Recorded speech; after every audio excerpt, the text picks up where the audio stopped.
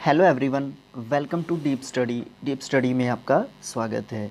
तो हमने स्टार्ट क्या किया था, हिस्ट्री जो है हमने स्टार्ट की थी क्लास नंबर 8th की जो है हिस्ट्री स्टार्ट की थी। काफ़ी समय लगा दिया हमने, ये लगभग 2 वीक्स का टाइम जो है हमने ले लिया लेसन नंबर 2 को स्टार्ट करने में। तो आज हम लेसन नंबर 2 स्टार्ट करेंगे, सिख गुरु परंपरा। फर्स्ट लेसन जो था हमारा उसमें मुग़ल सम्राट और उनके जो प्रारंभिक जो प्रतिरोध थे, उनके सामने क्या क्या बाधाएं आई थी, वो सब चीज़ें हमने पहले लेसन में देखी। ठीक है, तो इसके लिए टाइम लगने का एक कारण बताता हूँ मैं आपको। कुछ एक्स्ट्रा करने की कोशिश कर रहे थे बट वो एक्स्ट्रा हो नहीं पाया, तो इसी तरीके से हम इस सीरीज़ को जो है चलाना चाहेंगे। तो जैसा कि मैंने आपको कहा था फर्स्ट वीडियो में, इंट्रोडक्शन वीडियो में भी 9 लेसन हैं और 9 ही वीडियोस में आपको प्रोवाइड हो जाएंगे। तो चलिए स्टार्ट करते हैं अपना सेकंड लेसन। सेकंड लेसन क्या है, सिख गुरु परंपरा। देखिए, सिख धर्म की स्थापना कैसे हुई, सिख धर्म में गुरुओं का क्या स्थान है, कुछ शब्दावली आपको देखने को मिलेंगी यहाँ पे, इम्पोर्टेंट शब्दावली आपको यहाँ पे देखने को मिलेंगी। उस शब्दावली का मतलब क्या है, किस समय पर क्या हुआ था, कौन से समय पर किस गुरु के समय पर जो है कौन से मुग़ल सम्राट थे, किस गुरु ने क्या क्या जो है रिफॉर्म्स यानी कि क्या क्या सुधार किए, बल्कि रिलीजियस रिफॉर्म्स आप इनको कह सकते हैं। और उस समय पर एक चीज़ और चल रही थी, जबरन जो मुग़ल सम्राट थे या मुग़ल जो राजा थे, उनके द्वारा जबरन जो है हमारे हिंदुओं को जो है मुस्लिम बनाने की एक प्रथा सी एक तरीके से चल पड़ी थी। तो इस तरीके से जो सिख धर्म का उदय हुआ था और किस तरीके से जो गुरु नानक देव जी थे, गुरु गोविंद सिंह जी थे, और भी जो 10 गुरु हुए हैं हमारे सिख धर्म में, उन्होंने किस तरीके से सिखों को एक सूत्र में बांधा और उसके साथ साथ हिंदुओं को भी अपने साथ जो है अपनी ओर आकर्षित किया। तो किस तरीके से ये सब चीज़ें रही, लाइन टू लाइन हम चीज़ें पढ़ते चलेंगे और लाइन टू लाइन ही हम जाएंगे। जिस तरीके से पहला वीडियो लगभग 1 घंटे का बना था, तो इसी तरीके का वीडियो ये भी रहने वाला है। तो चलिए स्टार्ट करते हैं। सिख धर्म के उदय और विकास के क्रम में 10 गुरु हुए हैं। प्रथम गुरु जो है गुरु नानक देव जी थे और 10वें गुरु जो है गुरु गोविंद सिंह जी थे। एक इतिहासकार हुए हैं कनिंघम, उन्होंने कहा था कि गुरु नानक ने सुधार के सच्चे सिद्धांतों का साक्षात्कार किया और ऐसे व्यापक आधार पर धर्म की नींव रखी जिसके द्वारा गुरु गोविंद सिंह जी ने अपने देशवासियों में एक नवीन राष्ट्रीयता की भावना को जन्म दिया। उन्होंने उत्तम सिद्धांतों को ऐसा व्यावहारिक रूप दिया जिसके कारण उनके जो धर्म था उसमें छोटी बड़ी जातियों के जीवन के सभी क्षेत्रों के अंदर जो है समान मर्यादाएं प्राप्त हुई। कहने का मतलब क्या है, सबसे पहली बात तो सिख धर्म में कितने गुरु हुए हैं, 10 गुरु हुए हैं। पूछा जाता है सबसे पहले गुरु कौन थे, गुरु नानक देव जी सबसे पहले और प्रथम जो है गुरु थे। और 10वें और अंतिम गुरु जो है कौन थे, गुरु गोविंद सिंह जी 10वें और अंतिम गुरु थे। एक इतिहासकार हुए हैं कनिंघम, बड़े फेमस इतिहासकार हुए हैं ये। इन्होंने जो है ये कहा था कि गुरु नानक जी जो थे ना, उन्होंने सैद्धांतिक जो चीज़ें थी उनको किस तरीके से व्यवहारिक जो चीज़ें होती हैं, जो डेली का व्यवहार हमारा होता है, उस व्यवहार में किस तरीके से जो सिद्धांतिक चीज़ें हैं उनको व्यवहारिक रूप जो है धारण कर दिया था इस तरीके का। और उस व्यवहारिक रूप जो सिद्धांत है उनको व्यवहार में जब हम लेके आते हैं तो हमारे जीवन में किस तरीके का उत्थान होता है, किस तरीके से हमारे जीवन में अपलिफ्टमेंट होती है, वो यहाँ पे देखने को मिली थी हमें। पंजाब में भक्ति आंदोलन के संतों में श्री गुरु नानक देव जी का नाम सबसे ऊपर लिया जाता है। उनके शिष्यों को सिख के नाम से जाना जाता है। गुरु नानक के प्रभाव से पंजाब की जनता के साथ साथ देश को भी एक नई प्रेरणा मिली थी। उन्होंने समानता, बंधुता, ईमानदारी, सृजनात्मक शारीरिक श्रम के द्वारा जीविका उपार्जन पर आधारित एक नई सामाजिक व्यवस्था स्थापित की। जो सिद्धांतिक जो स्वरूप था, यहाँ पे समझने की क्या बात है, जो सिद्धांतिक स्वरूप था उसको व्यावहारिक स्वरूप में जब बदल दिया जाता है तो वहाँ पे जो सामाजिक व्यवस्था होती है, जो सामाजिक ढांचा होता है किसी भी समाज का, किसी भी राष्ट्र का, किसी भी देश का, उसके साथ साथ संस्कृति भी जुड़ी हुई होती है। हमारे सामाजिक जीवन के साथ हमारी संस्कृति भी जुड़ी हुई होती है। उसमें किस प्रकार की जो है एक तरीके से उत्थान हमें देखने को मिलता है, वो उस समय के सिख धर्म के द्वारा जो ये चीज़ें की गई थी वो बड़ी ही मतलब एक तरीके से बड़ा उत्थान हुआ था समाज का उस समय पर। शुरू से ही नानक जी का संदेश कबीर, दादू, चैतन्य और अन्य संतों के समान होते हुए भी मौलिक रूप में अलग था, एक तरीके का अलग प्रकार का था। देखिए उस समय पर जो संत कबीर थे, दादू जी थे, चैतन्य महाराज चैतन्य थे, या और भी महान जो संत हुए थे, धार्मिक जो संत जिनको आप एक तरीके से कहेंगे, वो भी एक तरीके से समाज में जागृति या चेतना लाने की कोशिश कर रहे थे अपने अपने क्षेत्रों में। तो उनसे अलग एक मौलिक जो स्वरूप था ना सिख धर्म का, उनसे अलग था। जो क्या हुआ, जिसका क्या प्रभाव हुआ, जिसका प्रभाव ये हुआ कि ज़्यादा से ज़्यादा लोग जो है सिख धर्म को कनेक्ट कर पाए या सिख धर्म से कनेक्ट हो पाए। कालांतर समय के चलते चलते गुरु नानक देव जी की विचारधारा ही सिख धर्म बन गई थी। दूसरे गुरु अंगद देव जी थे जिन्होंने एक अलग लिपि अपनाई थी जिसको गुरुमुखी कहा जाता है। गुरुमुखी जो है क्या है, पंजाबी जो लैंग्वेज है, पंजाबी जो भाषा है, उसकी लिपि है, उसकी जो लिपि है वो क्या है, गुरुमुखी है, जिस तरीके से हिंदी की देवनागरी है। पांचवें गुरु अर्जुन देव जी थे जिन्होंने सिखों के लिए आदि ग्रंथ जो है तैयार किया था, जिसको गुरु ग्रंथ साहिब भी कहा जाता है। जिस तरीके से जो ईसाई धर्म है उसकी पवित्र पुस्तक बाइबल है, इस्लाम धर्म की पवित्र पुस्तक क्या है अपनी इस्लाम धर्म की पवित्र पुस्तक, अरे दिमाग से निकल गया, हमारी जो है हिंदू धर्म की क्या है, गीता है। इस्लाम धर्म की क्या है, ध्यान में नहीं आ रहा, इस्लाम धर्म की क्या है पवित्र पुस्तक, मुझे कमेंट बॉक्स में लिख के बताइए। अरे ऐसी बातें स्लिप हो जाती हैं दिमाग से। तो ये चीज़ें क्या होती हैं, जब हम लगातार रिवाइज़ करते रहते हैं ना चीज़ों को, तब जो है दिमाग से सारी चीज़ें निकल जाती है। चलो वीडियो के एंड तक जो है कई बार ध्यान में आ जाती हैं चीज़ें, तो ज़रूर बताएंगे आपको, नहीं तो आप कमेंट बॉक्स में अभी लिख दीजिए, मुझे आगे देखने को मिलेगी ये चीज़। तो क्या हुआ, कहाँ पे थे हम, गुरु ग्रंथ साहिब। गुरु ग्रंथ साहिब जो है एक जो है पवित्र पुस्तक है हमारे, किसकी, क्या नाम लेते हैं इसकी, हमारे सिख धर्म की, ठीक है। तो इस ग्रंथ में गुरुओं की वाणी के साथ साथ अनेक संतों या कवियों की रचनाएं भी जोड़ी गई थी। छठे गुरु थे हरगोविंद सिंह जी। उन्होंने सिखों को सैन्य स्वरूप प्रदान किया, सेना बनाई उन्होंने संगठित किया था। क्यों, क्योंकि ये उस समय की डिमांड थी। अब देखिए आप ये कहेंगे कि एक तरफ तो ये संत थे, एक तरफ तो रिफॉर्म लाने की कोशिश कर रहे थे, सामाजिक उत्थान करने की कोशिश कर रहे थे, धार्मिक उत्थान करने की कोशिश कर रहे थे, सांस्कृतिक उत्थान करने की कोशिश कर रहे थे, तो ये सेना को क्यों गठित कर रहे हैं, संगठित कर रहे हैं। देखिए उस समय की डिमांड थी, और जब समय की डिमांड होती है तो जो रिफॉर्म करता है, जिसका समाज के ऊपर प्रभुत्व रहता है, सामाजिक रूप से जिसका प्रभुत्व रहता है, राजनीतिक रूप से नहीं, तो वो जो है जो भी वाजिब एक तरीका होता है समाज को बचाने का, उसको वो करने की कोशिश करता है हर संभव, ठीक है। 10वें गुरु गोविंद सिंह जी थे जिन्होंने खालसा पंथ की स्थापना की थी और धर्म को एक अलग पहचान जो है दे दी थी, एक अलग स्वरूप जो है दे दिया था सिख धर्म को।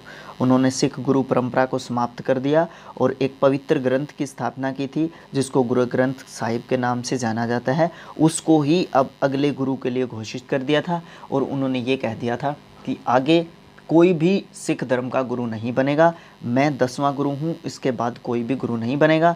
11वां और अंतिम गुरु जो है गुरु ग्रंथ साहिब को ही माना जाता है।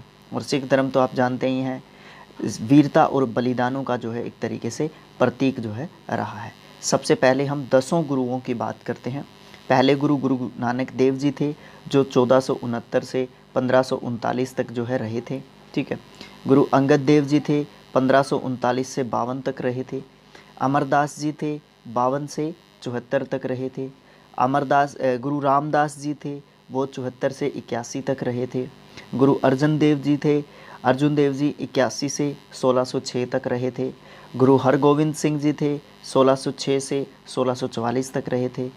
गुरु हर राय जी थे वो 1644 से 61 तक रहे थे। गुरु हरकिशन जी थे 61 से 64 तक रहे थे। गुरु तेग बहादुर सिंह जी थे 64 से 75 तक रहे थे। गुरु गोविंद सिंह जी थे जो 75 से 1708 तक रहे थे। तो अलग अलग हमारे सिख गुरु, हमारे धार्मिक गुरु, ये 10 के 10 रहे थे। हर गुरु के समय पर अलग अलग जो है चीज़ें, अलग अलग रिफॉर्म्स की ज़रूरत जो है लगातार जो है धर्म को पढ़ रही थी। तो अलग अलग तरीके से इन्होंने अपने अपने तरीके से जो है चीज़ें करने की कोशिश की थी। अब हम जो है प्रत्येक गुरु के बारे में जो है पढ़ते हैं, ठीक है। तो यहाँ पे देखते हैं गुरु नानक देव जी के बारे में। गुरु नानक देव जी का जन्म हुआ था 1469 में। पंजाब के तलवंडी नाम के स्थान पर इनका जन्म हुआ था।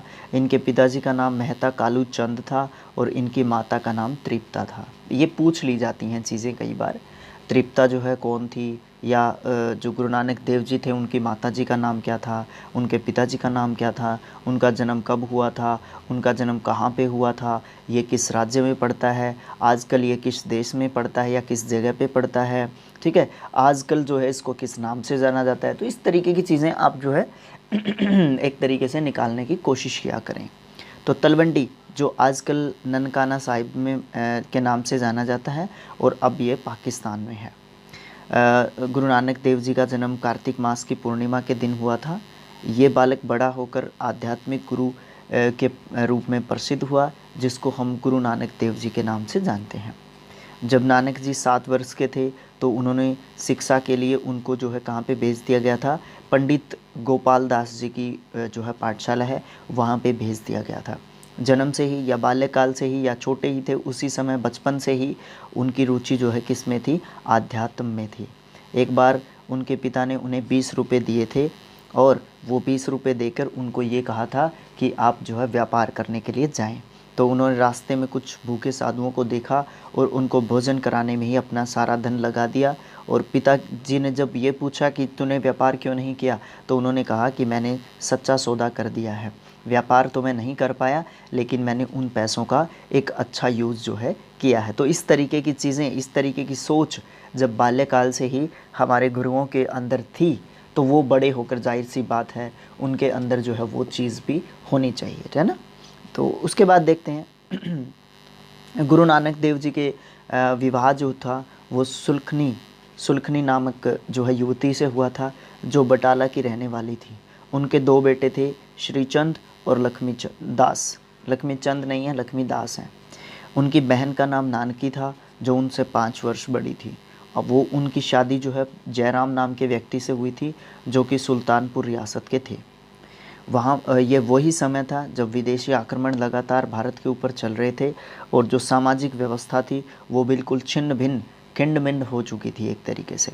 बहुत सारे हिंदुओं को तलवार के बल पर, शक्ति के बल पर, ताकत के बल पर जो है मुसलमान बनाया जा रहा था, जबकि कुछ जो हिंदू थे वो जजिया कर से बचने के लिए मुसलमान बन गए थे। ये जो जजिया कर है ये लगाया गया था, ये जो गैर मुस्लिम होते थे उनके ऊपर ये कर लगाया जाता था। और इस देखिए उस समय पर पैसे कमाई ये सब चीज़ें तो बिल्कुल आप भूल ही जाइए, ये सब चीज़ें होती थी और ऊपर से ये कर देना पड़ता था। तो इसके कारण भी बहुत सारे जो दरिद्र या गरीब जो स्थिति या आर्थिक जो स्थिति अच्छी नहीं होती थी जिन हिंदुओं की, तो वो डर के कारण लगा लो या अपनी आर्थिक स्थिति को थोड़ा सा ठीक करने के लिए ताकि उनको कर ना देना पड़े, उसके कारण भी वो मुस्लिम धर्म को अपना लेते थे, ठीक है, जजिया कर से बचने के लिए भी, ठीक है। एक बार 1564 में अकबर के द्वारा इसको बंद किया गया था। फिर से मुग़ल शासकों के द्वारा आने वाले जो प्रतिवर्ती जो शासक थे मुग़ल, उनके द्वारा इसको शुरू कर दिया गया था। जैसे औरंगज़ेब जैसे क्रूर जो शासक थे उनके द्वारा इस कर को शुरू कर दिया गया था। तो इस तरीके की चीज़ें चलती रही थी मुग़ल शासकों के द्वारा।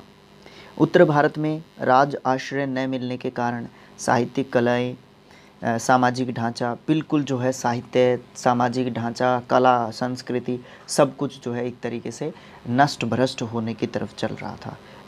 इस प्रकार की जो दयनीय परिस्थितियां थी उसमें नानक जैसे संवेदनशील पुरुष को प्रभावित जो है अवश्य रूप से करना था। तो इन धर्म पर इस तरीके के खतरों को देखते हुए उन्होंने समाज को संगठित और जागरूक करने का प्रयास जो है लगातार शुरू कर दिया था। ये गुरुद्वारा है जो कि ननकाना साहिब में है और ये जो है हमारे सिख भाइयों का या हमारे सिख धर्म का जो है पवित्र स्थान एक तरीके से माना जाता है, ठीक है। और यहाँ पर हमारे जो सिख धर्म के ही नहीं हिंदू श्रद्धालु भी लगातार यहाँ पे विज़िट करते रहते हैं। गूगल पर जाकर और भी जो है विज़िट कर सकते हैं, आप देख सकते हैं आप इसके बारे में, ठीक है। फिर बात करते हैं गुरु नानक देव जी की शिक्षाएँ। गुरु नानक देव जी की शिक्षाओं में मध्यकालीन भारतीय जो भक्ति आंदोलन के गुरु थे, गुरु नानक जी उनमें से एक प्रमुख संत थे। गुरु नानक जी ने भारत, मध्य एशिया और अरब देशों का भ्रमण किया। गुरु नानक जी गृहस्थ जीवन को भक्ति जीवन के अंतर्गत जो है बाता बिल्कुल भी नहीं मानते थे। वे अधिकांश समय अपना साधना और उपदेश देने में बिताते थे। गुरु नानक देव जी ने समाज में अनेक सुधार किए। गुरु नानक देव जी के उपदेश व्यावहारिक और समाज कल्याण से संबंधित होते थे। उनके उपदेशों का सार था, नाम जपो, किरत करो, वंड छको। ये पंजाबी में है, मैं आपको बाद में बताता हूँ इसके बारे में। उन्होंने कहा कि संसार में कोई भी हिंदू नहीं है और कोई भी मुसलमान नहीं है, सब के सब जो है एकमात्र परम शक्तिशाली परमात्मा की सब संतान हैं, जो अनंत, सर्वशक्तिमान, सत्य, कर्ता, निर्भय, निर्गुण और अजन्मा है। उनका उपदेश था कि हमें जातीय भेदभाव से दूर रहकर प्रेम के साथ जो है अपना जीवन व्यतीत करना चाहिए। सबसे पहले मैं उनके जो है सार की बात करता हूँ। नाम जपो, किरत करो ते वंड छको। ये पंजाबी का एक जो है उन्होंने एक तरीके से उपदेश दिया था, और इस उपदेश के अंतर्गत उन्होंने ये कहा था कि जो नाम जपो, ईश्वर का नाम जपो आप, किरत करो मतलब अच्छे काम करो, और वंड छको मतलब जो भी आपके पास है आप उसको बांट कर जो है खाएं। छकना मतलब होता है पंजाबी में खाना, ठीक है। आजकल भी आपने बड़े बड़े सिंगर्स, जैसे मैं दिलजीत जो है अपने उनको जानता हूँ, दिलजीत दोसांझ, मतलब और भी बड़े बड़े सिंगर हैं। देखिए मैं उनके बारे में ये नहीं क्रिटिसाइज़ नहीं कर रहा किसी भी सिंगर को या किसी भी आर्टिस्ट को। देखिए दिलजीत जो है, क्योंकि मैं उनको फॉलो करता हूँ ज़्यादातर, तो उनके अंदर जो है बड़ा सिखिज़म आपको देखने को मिलेगा, और वो इस तरीके की चीज़ों का जिक्र भी करते हुए दिखाई देते हैं। इसी तरीके के एक और सिंगर हैं रंजीत बावा, उनके भी उनकी जो कलाकृति है, उनकी जो कला है, उसमें भी इस तरीके की चीज़ें देखने को मिलती हैं। अगर आप पंजाबी सिनेमा को फॉलो करते हैं या पंजाबी संगीत है आप सुनना पसंद करते हैं, ठीक है, या सिख धर्म के बारे में आप कुछ जानते भी हैं, तो इनकी चीज़ें, इनकी रचनाएं भी आपको देखने को मिलती हैं। तो गुरु नानक देव जी ने ये चीज़ कही थी, नाम जपो, किरत करो, वंड छको। उसके बाद उसके साथ साथ वो भक्ति आंदोलन के प्रमुख संतों में से एक थे। उन्होंने बहुत सारे देशों का जो है भ्रमण किया था, और वो ये मानते थे, सबसे पहले जो संत महात्मा होते हैं वो क्या कहते हैं कि ब्रह्मचर्य का पालन कीजिए। आप गृहस्थ जीवन व्यतीत नहीं कर सकते।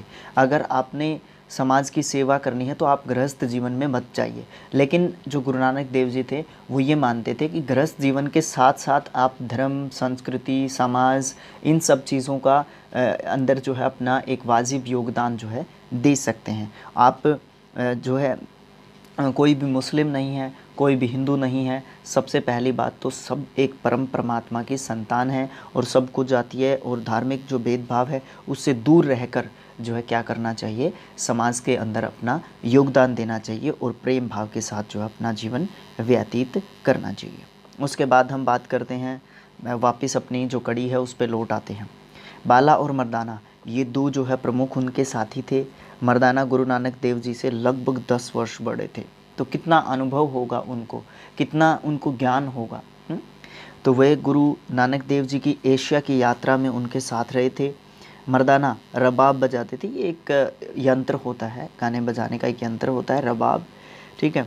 उन्होंने जीवन पर्यंत गुरुजी का साथ दिया। 1534 में उनका निधन हो चुका था। जब बाबर ने हिंदुस्तान पर आक्रमण किया था तो अनेक मंदिरों का विनाश किया था और जबरन लोगों को मुस्लिम बनाया था। ये घटनाएं गुरु नानक देव जी ने अपनी आंखों से देखी थी।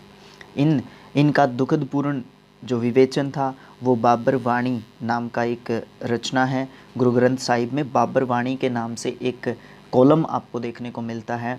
तो वहाँ पर जो ये चीज़ है 1534 के बाद की चीज़ें हैं, उस दौरान की चीज़ें हैं जब बाबर ने आक्रमण किया था भारत के ऊपर, और बाबर वाणी के नाम से जो गुरु नानक साहिब हैं उन्होंने गुरु ग्रंथ साहिब में जो है इनको लिखा था। इस चीज़ को वहाँ पे हमें पढ़ने को मिलती है ये चीज़। उसके बाद क्या है, 1522 में करतारपुर में ये आकर बस गए थे और अपने अंतिम समय तक वहीं पे रहे थे। इनकी अनेक रचनाएं पूछ ली जाती हैं, उसमें वार मल्हार, वार मांझ, वार आसा, ये पंजाबी में लिखी हुई हैं सारी। जपूजी, ओंकार, ओंकार जो है भगवान को डेडिकेट किया जाता है, ओंकार कहा जाता है। पट्टी, 12 माहा, ये वाणियाँ हैं सारी, पंजाबी में इनको वाणियाँ कहते हैं। ये वाणियाँ जो है गुरु नानक देव जी के द्वारा लिखी गई हैं। उनका कहना क्या था? उनका कहना था कि परमात्मा जो है सब जगह फैला हुआ है, सर्वत्र है, सर्वस्व है। सिर्फ एक ही जगह पे आप भगवान को नहीं देखते, हर जगह पे परमात्मा जो है हमें देखने को मिलते हैं। उनका संदेश था कि उनका संदेश जो है बहुत सारी जो उस समय पर विचारधाराएं थी, धार्मिक विचारधाराएं आप कह लीजिए, उनसे मेल नहीं खाता था, जो परमात्मा को एक ही दिशा या एक ही स्थान पर होने का दावा करती थी, है ना। तो इस तरीके की चीज़ों का वो खंडन करते थे, इस तरीके की चीज़ों को वो मानते नहीं थे, ठीक है। इसीलिए ये कहा है उन्होंने कि जो गृहस्थ जीवन है, जो सामाजिक जीवन है, वो आप जीते हुए आप जो है समाज की, संस्कृति की, धर्म की सेवा कर सकते हैं। तो ये थे हमारे गुरु नानक देव जी। ये तो बहुत कम लिखा गया है उनके जीवन के बारे में। जब हम उनकी जीवनियाँ पढ़ते हैं, जब उनके बारे में और ज़्यादा हम पढ़ते हैं, स्पेशली किसी किताब को पढ़ते हैं, तो हमें गुरु नानक देव जी के बारे में जानने को मिलेगा। हालांकि प्रत्येक हमारे जो स्वतंत्रता सेनानी हुए हैं, हमारे जो धार्मिक गुरु संत महात्मा ये सब जो हुए हैं, इनके बारे में अगर हम इंडिविजुअली प्रत्येक जो है व्यक्ति के बारे में पढ़ें तो हमें ये पता चलेगा कि हम अपने देश के लिए कोई भी योगदान नहीं दे रहे हैं। हम ना तो अपने धर्म को बचाने की कोशिश कर रहे हैं, ना अपनी संस्कृति को बचाने की कोशिश कर रहे हैं। लगातार हम जो है पाश्चात्य होने की तरफ जो है लगातार अग्रसर हो रहे हैं। तो दूसरे गुरु कौन थे हमारे? गुरु अंगद देव जी थे। 1539 से 1552। 1538 में गुरु नानक देव जी ने गुरु अंगद देव जी को अपना उत्तराधिकारी बनाया था। उन्होंने नानक देव जी की वाणी का संकलन किया। ये वो काल था, ये वो समय था जब समाज में निर्धन लोगों को भोजन का लालच देकर मुस्लिम बनाने का प्रयास लगातार किया जा रहा था। इस कार्य के लिए मुसलमान शासक सूफ़ी संतों को बड़े बड़े भूमि जो क्षेत्र हैं वो अनुदान के रूप में दे देते थे, जिनमें सूफ़ी संतों की खानकाहें होती थी। खानकाहें जहाँ पर बैठाकर भोजन करवाया जाता है, फ्री ऑफ कॉस्ट, बिना किसी पैसे के। खानकाह बोलते हैं उसको, मुस्लिम या उर्दू की लैंग्वेज में आप कह सकते हैं एक तरीके से खानकाह, जहाँ पर बैठाकर खाना खिलाया जाता है। यहाँ पर लोगों के लिए निःशुल्क खाने की व्यवस्था की जाती थी। ऐसे में खानकाह ऐसी जगह भी होती है जहाँ पर वो सूफ़ी संत रहते भी थे। समाज में ऐसे कुछ लोग प्रलोभन या लालच में आकर मुस्लिम भी बन जाते थे, जो समाज के लिए बिल्कुल भी अच्छा नहीं था। गुरु अंगद देव जी ने गुरु नानक देव के द्वारा स्थापित जो लंगर व्यवस्था थी उसको और ज़्यादा व्यापक रूप से जो है आगे बढ़ाया, और सभी लोग एक पंक्ति में बैठकर खाना खाते थे। वहाँ पे कोई धार्मिक भेदभाव नहीं होता था, वहाँ पे कोई जातीय भेदभाव नहीं होता था, वहाँ पे कोई लिंग रंग भेद इस तरीके का कोई भी भेदभाव जो है नहीं होता था। आप देखें जो सिख धर्म है हमारा, हालांकि मेरे रोंगटे खड़े हो गए, मैं आपको दिखा नहीं सकता मैं बात करते से, क्योंकि मेरा फेवरेट धर्म है। हालांकि मैं हिंदू हूँ, बट मेरा हिंदू धर्म भी अच्छा है, बट सारे ही धर्म को मैं अच्छे तरीके से मानता हूँ, बट सिख धर्म के प्रति मेरी एक अलग ही आस्था है। मैं आपको ये एक पर्सनल जो है अपनी बात बता रहा हूँ। तो क्या है कि जो सिख धर्म होता है उसमें ये जो लंगर व्यवस्था जो गुरु नानक देव जी के द्वारा शुरू की गई थी, जिसको गुरु नानक देव जी के अंश में शामिल नहीं किया गया था, लेकिन यहाँ पे बताया गया ये चीज़ लंगर व्यवस्था। देखिए आज भी अगर आप गुरुद्वारों में जाएंगे तो आपको इतनी सफाई वहाँ पे देखने को मिलेगी, ठीक है। इतना मतलब इतना भाव विभोर हो जाते हैं आप वहाँ पे जाने के बाद, और आपको वहाँ पे बड़े से बड़ा व्यक्ति भी वहाँ पे जूते साफ़ करता हुआ दिखाई देगा। ये मतलब किस तरीके की एक सोच जो डेवलप की गई थी हमारे गुरुओं के द्वारा, हमारे संतों के द्वारा। मैं तो बहुत ज़्यादा मतलब इमोशनल हो चुका हूँ यहाँ पे ये चीज़ बताते समय। चलिए मैं इसके बारे में और ज़्यादा बात नहीं करता, सिर्फ फैक्चुअल बात करता हूँ। कभी गुरुद्वारे में आप अगर जाएँ तो आप ज़रूर से देखें कि आप किस तरीके की चीज़ें आप जो है वहाँ पे देखने को मिलती हैं आपको, ठीक है। वहाँ पे कोई ऊंच नीच का भेदभाव नहीं होता था।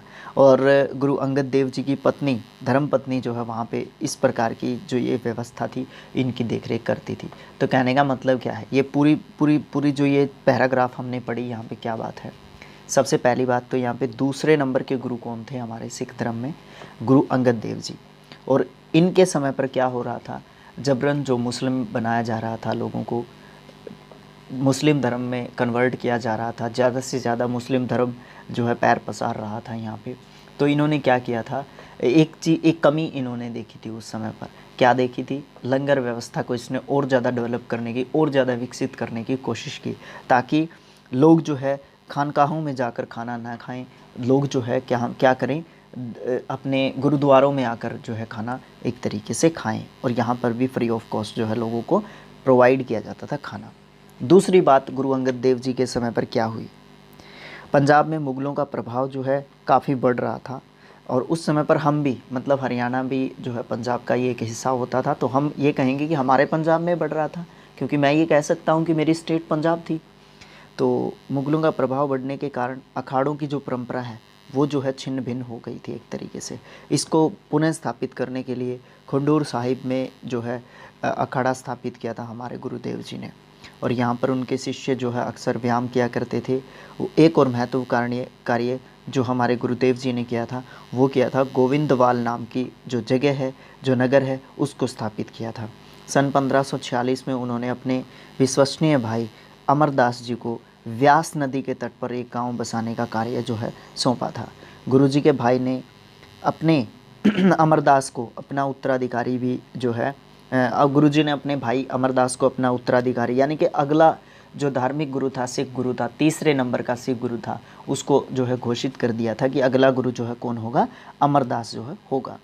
तो गोविंदा नाम के एक व्यापारी को लगता था कि वहाँ पर ये जो स्थान था ये दिल्ली और लाहौर को जोड़ने का काम करता था, इसलिए आने वाले समय में ये एक प्रमुख नगर हो सकता है। उसी के नाम से इस स्थान का नाम जो है गोविंदवाल जो है रखा गया था। और 29 मार्च 1552 को गुरु अंगद देव जी का निधन यानी कि देहांत जो है एक तरीके से हो गया था। तो यहाँ पे गुरु अंगद देव जी के टाइम पे क्या क्या हुआ, नंबर 1 पर जो है लंगर व्यवस्था को सुदृढ़ किया गया। ये पॉइंट्स आप बनाएं बच्चों, पॉइंट्स बनाएं और हमारे पास भी भेजें, ताकि हम इन पॉइंट्स को और एक, देखिए हमारे पास समय कम होता है, इसलिए मैं आपको बुक में से पढ़ा रहा हूँ, ठीक है। और बुक में से इसलिए भी पढ़ा रहा हूँ ताकि पॉइंट टू पॉइंट आपको बताया जाए, ठीक है। इसको जो है कॉम्पिटिटिव लेवल के बच्चे भी देख सकते हैं, और इसको जो है आप 8th क्लास के बच्चे भी देख सकते हैं, ठीक है। तो इनके समय पर क्या हुआ, लंगर जो व्यवस्था थी उसको जो है सुदृढ़ किया गया। अखाड़ा जो व्यवस्था थी, अखाड़ा जो हमारा एक तरीके से हमारे हरियाणा में तो कुश्ती, दंगल, ये सब चीज़ें होती थी, तो ये उस समय पर हमारे गुरुओं की देन है एक तरीके से हम कहें तो इस व्यवस्था को भी सुदृढ़ करने की कोशिश की गई। और एक गोविंदवाल नाम के नगर को भी वहाँ पर जो है क्या किया गया था, स्थापित किया गया था। तो और भी चीज़ें हुई होंगी, यहाँ पे हमें थोड़ी चीज़ें दी गई हैं, परीक्षा के हिसाब से इतना ही महत्वपूर्ण है। 8th क्लास के हिसाब से अगर मैं बात करूँ तो ये सब 3-4 चीज़ें जो है किसके समय पर हुई थी, गुरु अंगद देव जी के समय पर हुई थी। तीसरे गुरु कौन है हमारे, गुरु अमरदास जी हमारे तीसरे गुरु हैं। देखिए आधा घंटा तो तीसरे गुरु के समय पर ये हो गया है हम, तो ये 2 घंटे के अप्रोक्सीमेट हमारा वीडियो जाने वाला है अगर मैं कहूँ यहाँ पे तो गुरु अमरदास जी 1552 में जब गुरु अमरदास जी जो है सिख गुरु बने थे हमारे तीसरे, तो उनकी आयु उस समय पर 73 वर्ष की थी। गुरु अंगद देव जी ने गुरु गोविंदवाल में एक बावड़ी की नींव रखी थी, जिसमें गुरु अमरदास ने 1552 में जिसको गुरु अमरदास जी ने जो है पूरा किया था। तो बावड़ी जो गोविंदवाल में बावड़ी है उसका निर्माण किसने शुरू करवाया था, गुरु अंगद देव जी ने शुरू करवाया था, लेकिन उसको पूरा किसने किया, गुरु अमरदास जी ने पूरा किया। ये चीज़ें पूछ लेते हैं, ये चीज़ें कई बार एग्ज़ाम्स में पूछ ली जाती हैं, ठीक है। इसमें कितनी सीढ़ियाँ हैं, इसमें 84 जो है सीढ़ियाँ हैं, 84 स्टेप्स हैं। और गुरु अमरदास जी ने ये घोषणा की थी कि जो भी व्यक्ति 84वीं सीढ़ी पर जाकर स्नान करेगा वो 84 लाख योनियों के जन्म मरण के बंधन से मुक्त हो जाएगा।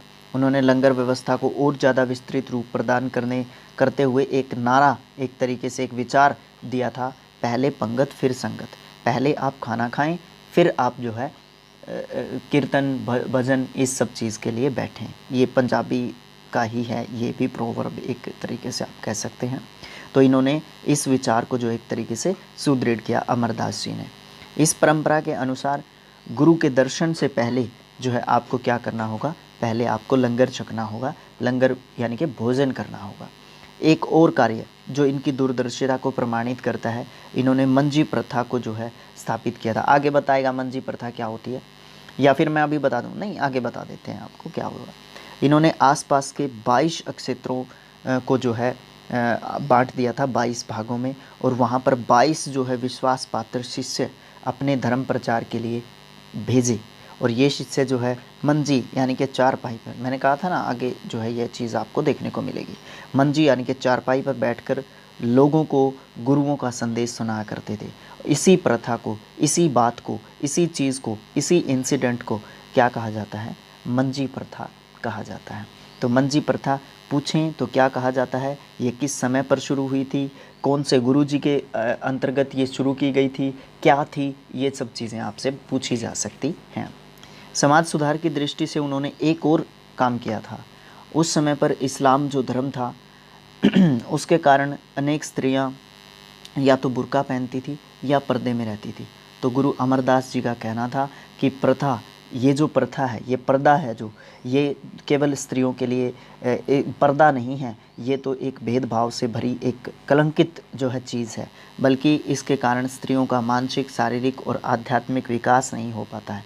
तो यही कारण है कि उन्होंने लंगर व्यवस्था में आदेश दिया कि कोई भी महिला पर्दा को स्वीकार नहीं करेगी, पर्दा प्रथा स्वीकार नहीं करेगी। उन्होंने 95 वर्ष की आयु तक समाज और धर्म के उत्थान के कार्य किए और 1574 में उनकी मृत्यु से पूर्व उन्होंने अपने दामाद जेठा भाई को जो है अपना उत्तराधिकारी जो है घोषित कर दिया, जिनका नाम क्या था? गुरु रामदास था। और ये जो है हमारे सिख धर्म के कौन से नंबर के गुरु माने जाते हैं? चौथे नंबर के हमारे गुरु होते हैं। क्या आप जानते हैं कि गुरु ग्रंथ साहिब में प्रभु का उल्लेख वाहेगुरु के साथ साथ हरि और राम आदि उल्लेखों से भी मिलता है? तो यही तो बात है हमारे सिख धर्म में।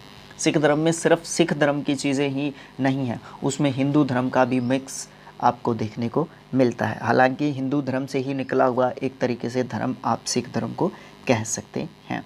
तो मंजी प्रथा क्या थी?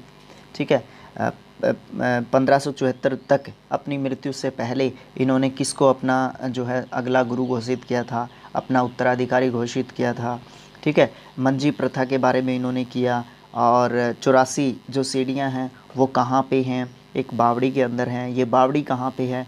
गोविंदवाल में है। गोविंदवाल में जो बावड़ी है उसका निर्माण किसने पूरा किया था, किसने शुरू किया था? ये सब चीज़ें जो है हमें अमरदास जी के समय पर देखने को मिलती हैं।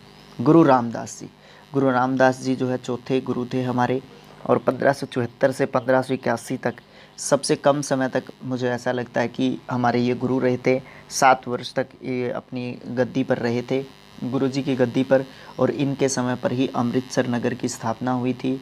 अकबर ने गुरु अमरदास की बेटी को जो जिनका नाम क्या था, सुकुमारी भानी, उसको जो है कुछ गांव की भूमि भेंट दी थी। गुरुजी ने इस भूमि पर विकास कार्यों के लिए रामदास को वहां पर भेजा था और वहां पर संतोखसर और अमृतसर नाम के 2 सरोवरों की खुदाई का काम शुरू करवाया था। और गुरु गद्दी पर आसीन होने के बाद गुरु रामदास वहीं जाकर रहने लगे थे। नगर के लिए बहुत सारे धन की आवश्यकता थी क्योंकि उसको डेवलप भी तो करना था। तो इसके लिए गुरु रामदास ने अपने शिष्यों को धन जो है इकट्ठा करने के लिए भेजा। तो उन शिष्यों को क्या कहा जाता है? मनसद कहा जाता है। मनसद, मनसद शब्द जब आपको देखने को मिले, मैंने आपको पहले ही कहा था कुछ महत्वपूर्ण शब्दावली देखने को मिलेगी आपको। वाणी, संदेश, मनसद, शिष्य, इस तरीके की जो है चीज़ें जो है आपको ध्यान रखनी है। इस शब्दावली का भी आपको ध्यान रखना है क्योंकि ये पंजाबी शब्दावली से ध्यान जो है बिलोंग करते हैं, संबंध रखते हैं। अमृतसर सरोवर के चारों ओर बसने लगे लोग और आज हमें ये प्रसिद्ध नगर देखने को मिलता है। गुरु रामदास ने अपने छोटे पुत्र अर्जुन देव को अपना उत्तराधिकारी बनाया था, यानी कि 5वां गुरु जो है उन्होंने अर्जुन देव को बनाया था। और इसके बाद ही ये गद्दी क्या हो गई थी? पैतृक हो गई थी। तो किस गुरु के बाद या किस गुरु के गद्दी छोड़ देने के बाद या हो जाने, उनका कार्यकाल समाप्त होने के बाद गद्दी को जो है क्या कर दिया गया था? पैतृक कर दिया गया था। मतलब इनका पुत्र ही जो है गद्दी पर बैठेगा। तो ये जो है गुरु रामदास के बाद जो है कर दिया गया था। गुरु अर्जुन देव जी उनके पुत्र थे, छोटे पुत्र थे। ठीक है, उसके बाद हम अर्जुन देव जी की बात करते हैं। तो ये अमृतसर जो सरोवर है, गोल्डन टेम्पल आप जिसको कहते हैं, ये वहाँ का दृश्य दिया गया है। आप इस चीज़ को भी देखें, विज़िट करके देखें, बड़ा मनोरम दृश्य है। मैंने तो आज तक विज़िट नहीं किया बट करूँगा कभी ना कभी, ध्यान में रखूँगा इस चीज़ को। उसके बाद देखते हैं गुरु अर्जुन देव जी। अमृतसर में हरमंदिर साहिब के निर्माण की गति जो है इन्होंने और तेज़ कर दी थी। 1600 तक हरमंदिर साहिब का निर्माण कार्य पूरा हुआ था। इनके पिताजी के समय पर ये जो है कार्य शुरू हुआ था, ठीक है, और इनके समय पर जो है ये कार्य पूर्ण हो चुका था। इसके अलावा गुरु अर्जुन देव जी ने 1590 में रावी और व्यास नदियों के बीच तरन तारण नाम का एक नगर भी बसाया था। यहाँ पर पहले एक सरोवर का निर्माण करवाया गया था। तरन तारण नाम का मतलब क्या होता है? जो भी व्यक्ति इस सरोवर में स्नान कर लेगा वो भवसागर से पार हो जाएगा। गुरु जी ने जालंधर के निकट एक और नगर बसाया था जिसका नाम करतारपुर यानी कि ईश्वर का नगर है। मतलब करतारपुर का मतलब है ये ईश्वर का नगर। 1595 में गुरु जी ने यहाँ पे एक पुत्र को जो है जन्म दिया था, जिसका गुरु जी के यहाँ पे एक पुत्र ने जन्म लिया था जिसका नाम क्या था? हरगोविंद था। इससे प्रसन्न होकर उन्होंने व्यास नदी के तट पर एक और नगर की स्थापना की थी जिसका नाम क्या रखा गया था? हरगोविंदपुर रखा गया था इनके पुत्र के नाम पर। तरन तारण में कुष्ठ रोगियों, ये एक बीमारी होती है कुष्ठ, है ना, कुष्ठ रोगियों के लिए अलग से एक बस्ती बनाई थी या बसाई गई थी। यहाँ पर उनके लिए निःशुल्क भोजन, वस्त्र और औषधियों की व्यवस्था की जाती थी ताकि और लोगों को भी इस बीमारी से जूझना ना पड़े। उसके अलावा इन सभी स्थानों पर लंगर चलाने के लिए धन की आवश्यकता जो है उनको थी। तो गुरु अर्जुन देव जी ने क्या किया? अपने शिष्यों की आय में से 10% राशि की जो है कटौती कर दी और उस राशि को कहाँ पर लगाने के लिए कहा? उस राशि को धर्म कर्म के कार्यों पर लगाने के लिए कहा। और इसको क्या कहा जाता है? दसोंद कहा जाता है। ये हमारी अगली जो है शब्दावली से संबंधित एक शब्द है। दसोंद का क्या मतलब है? जो गुरु अर्जुन देव जी थे उन्होंने अपने शिष्यों को एक आदेश दिया था कि अपनी राशि का नहीं, अपनी जो आपकी जो क्या बोलते हैं उसको, उनकी जो क्या थी, उनके पास जो आय की जो धनराशि थी, उनकी आय की धनराशि का 10वां भाग दसोंद कहलाता था, जिसको उन्हें दान करना पड़ता था, ठीक है। इससे मिलने वाले धन से धर्म प्रसार में योगदान काफ़ी मिला और गुरुजी की प्रतिष्ठा और भी ज़्यादा बढ़ी इस कदम से। एक और महत्वपूर्ण कार्य जो अर्जुन देव जी ने किया था वो था आदि ग्रंथ का संकलन। इससे पहले गुरुओं की वाणी का संकलन जो है किया गया था और इसमें कबीर, रविदास, फरीद, इन सब संतों की वाणियों को भी जो है शामिल किया गया था। उन्होंने अपने शिष्यों को सभी प्रकार के मादक जो पदार्थ थे उनसे दूर रहने के लिए कहा। इस प्रकार के उपदेश दिए, समाज में भी इस प्रकार के उपदेश दिए, नशा पता इन सब चीज़ों से, मादक पदार्थों से जो है दूर रहें और स्वस्थ और शक्तिवर्धक जो है एक तरीके से जीवन जिएं। ये वो समय था जब दिल्ली में अकबर का शासन चल रहा था। जो पहले के मुसलमान जो राजा थे वो काफ़ी जो है कट्टर थे, लेकिन ये जो है काफ़ी उदार हृदय का जो है व्यक्ति एक तरीके से जो है अकबर को हम मानते हैं। काफ़ी उदार हृदय वाला जो है एक तरीके से अकबर को राजा माना जाता है। उनके समय पर अनेक हिंदुओं को अपने धर्म के अनुसार जीने की स्वतंत्रता भी मिली थी। दीन-ए-इलाही उनका एक धर्म जो है हमें देखने को मिलता है जब हम अकबर के बारे में पढ़ते हैं या अकबर के शासन के काल के बारे में जब हम पढ़ते हैं या जानते हैं, ठीक है। ये बात उस समय के कुछ सूफ़ी संत, इमामों या उलेमाओं को अच्छी नहीं लगती थी। वे इसी बात की ताक में थे कि कब इनका शासन समाप्त हो और सभी हिंदुओं को मुसलमान बनाने पर दबाव डाल सकें। उनकी ये इच्छा तब पूरी हुई जब 1605 में अकबर की मृत्यु हुई और उनका बेटा जहांगीर जो है शासन की जो है गद्दी पर बैठा या उन्होंने शासन संभाला। तो उनका बड़ा बेटा खुसरो मिर्ज़ा उस समय लगभग 19 वर्ष का था, जिससे लगता था कि वह दादा अकबर का चहेता था, इसलिए उसे गद्दी मिलनी चाहिए। जहांगीर से विद्रोह करने के लिए वह अपने साथियों के साथ आगरा से निकला और अपनी सेना बनाता हुआ लाहौर की ओर चल पड़ा। रास्ते में तरन तारण पहुंचा, जहां पे गुरु अर्जुन देव से उनकी भेंट हुई और लाहौर पर अपना अधिकार करने के लिए वो जो है पहुंच गया।